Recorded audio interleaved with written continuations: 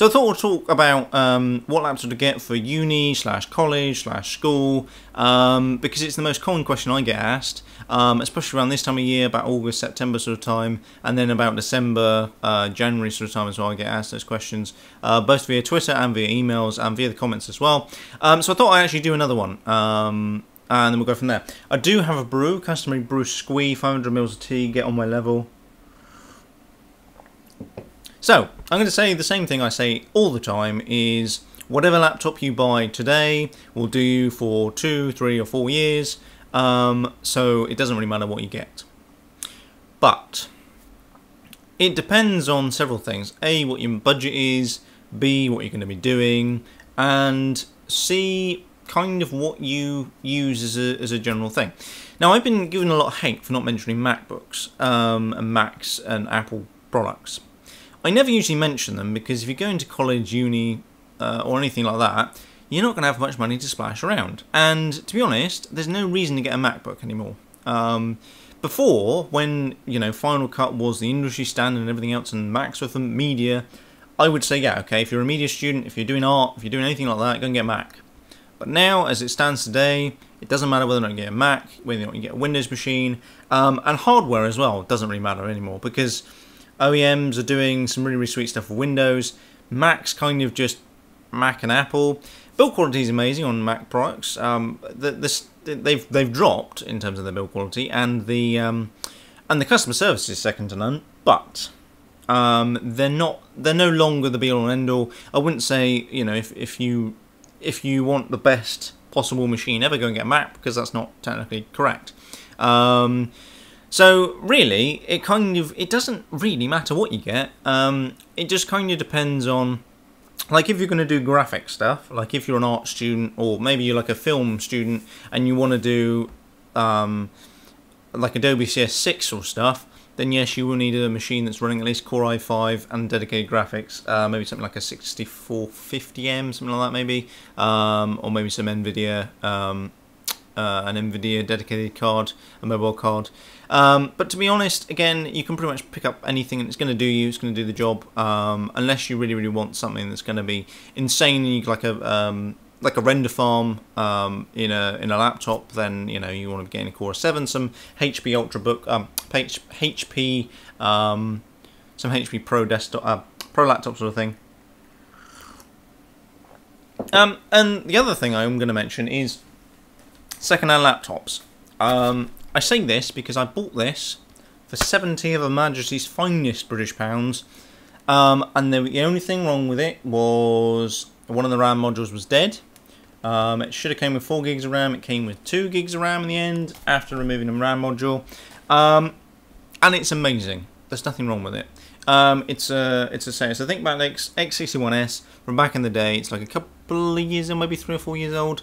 It's got Core 2 Duo 1.6 GHz. It would have had 4 gigs RAM, but it's down to 2 gigs RAM. It's got an 80 gig hard drive. It didn't come with an OS.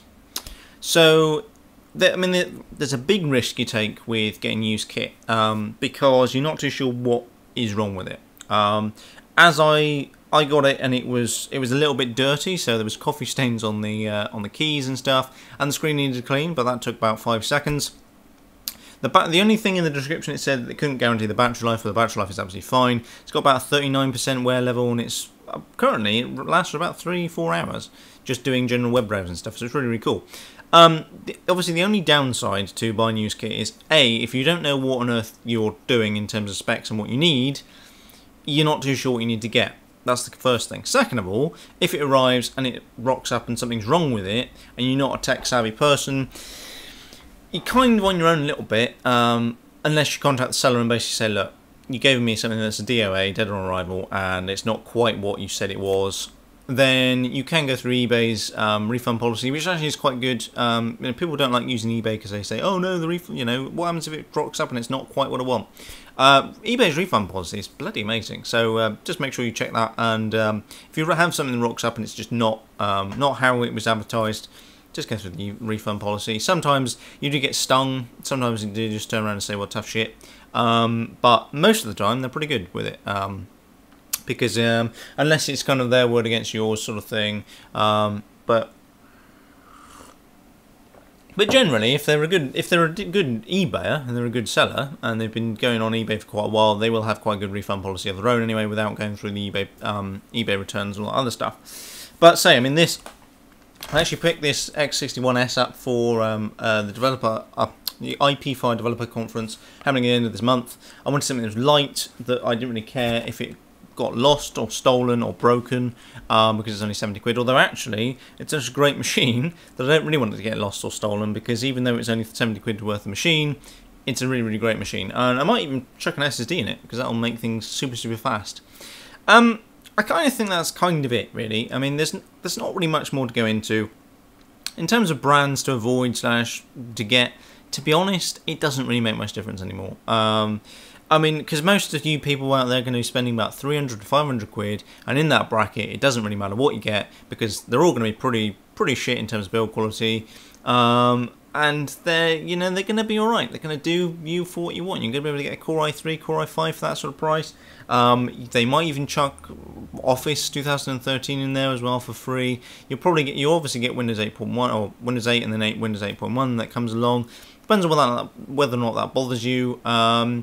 And say, get a Mac if you really want to get a Mac. Whatever. I mean, it doesn't really make much difference. So yeah, it's kind of been a pretty shit video. I've not actually told you what you should get, but definitely look on eBay if you know roughly what you're doing. Go on eBay and pick up a machine for about 100 quid. I mean, I picked up my T60, this bad boy from back in the day. This weighs a ton. It weighs about 3 kilos. But it cost me about 100 quid. And I used it pretty much all the way through uni. I think the last 2 years of uni I used it. And I put Windows 7 on it, and it ran fine. It ran brilliantly well. Everybody used to slag me off saying, oh, you got really old machines. But actually, it's not that old. It was only 2007. And at the time I was in uni, it was like 2009. So it was only a couple of years old. It was really, really sweet. And people say, oh, you got a shitty machine. I'm like, actually, my machine's probably better spec than your machine. Because everybody had, mostly people, the uni I went to, the university college I went to even, gave free machines away, and they were awful. They had single core, like 1.6 gigahertz, and they were like giga RAM, and they were really, really rubbish. So yeah, and so I mean, I swear by IBM ThinkPads as well, Lenovo ThinkPads. If you've got enough money to splash around to pick up a brand spanking new ThinkPad, just do it. Because ThinkPads are bloody amazing. People have said that the new Lenovo ThinkPads are shit. I don't think so at all. The X1 Carbon, if you've got enough money to buy the X1 Carbon, go out and buy it, because it's insanely good. I was actually having an email conversation with somebody about whether or not they should get the X1 Carbon, or whether or not they should get a MacBook Air, in terms of because they want something that's light, they want an extended battery life and all this other stuff. And I kind of didn't give them a very, very good answer. I basically said, well, it depends on what you want. And he wanted basically someone to turn around and tell him what to get. And I don't like doing that, because, you know, I suppose it's kind of easier if someone tells you what to get. But I don't want to sort of say, yes, you should get this, because it depends on your situation. But anyway, apart from that, if you've got any questions about what laptop to buy, you're more than welcome to email me, azzychill@gmail.com. I will respond hopefully within a couple of days, usually within the day, within 24 hours.